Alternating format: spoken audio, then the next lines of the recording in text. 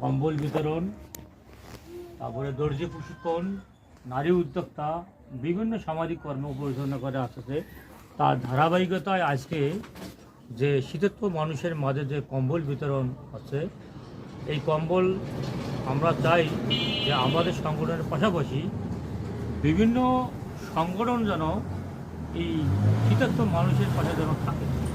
তাই সংগঠন আমরা করি একটি ভালোবাসার কারণে। সংগঠন আমরা কোনো নিজের কিছু চাওয়ার জন্য নয়, সংগঠন করি মানুষের জন্য। আমরা যে আসুন আমরা সবাই মিলে একটি সুখী সমৃদ্ধ বাংলাদেশ, একটি ভালো মানের বাংলাদেশ গড়ে তুলি, যে বাংলাদেশের মানুষ সবাই যেন সবাইকে সহযোগিতা করতে পারে।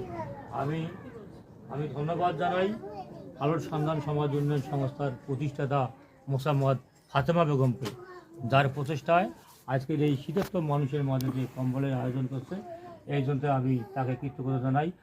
এই সংগঠন দিন দিন এগিয়ে যাচ্ছে মানুষের কল্যাণে, দিন দিন এগিয়ে যাচ্ছে মানুষের হতে। আমরা চাই যে আমরা বিভিন্ন সংগঠনের মানুষ এই সংগঠনে আমরা আজকে অনেক মানুষের কথা আসলো, বিভিন্ন ব্যস্ততা আসে নাই। আমরা এরপরে আমাদের অনেক পরিকল্পনা আছে। আমরা চাই যে এই পরিকল্পনার মাধ্যমে আপনাদের শীর্ষ নিউজের মাধ্যমে আমরা জানাতে চাই যে আলোর সন্ধান সমাজ উন্নয়ন সংস্থা 2021 থেকে 2025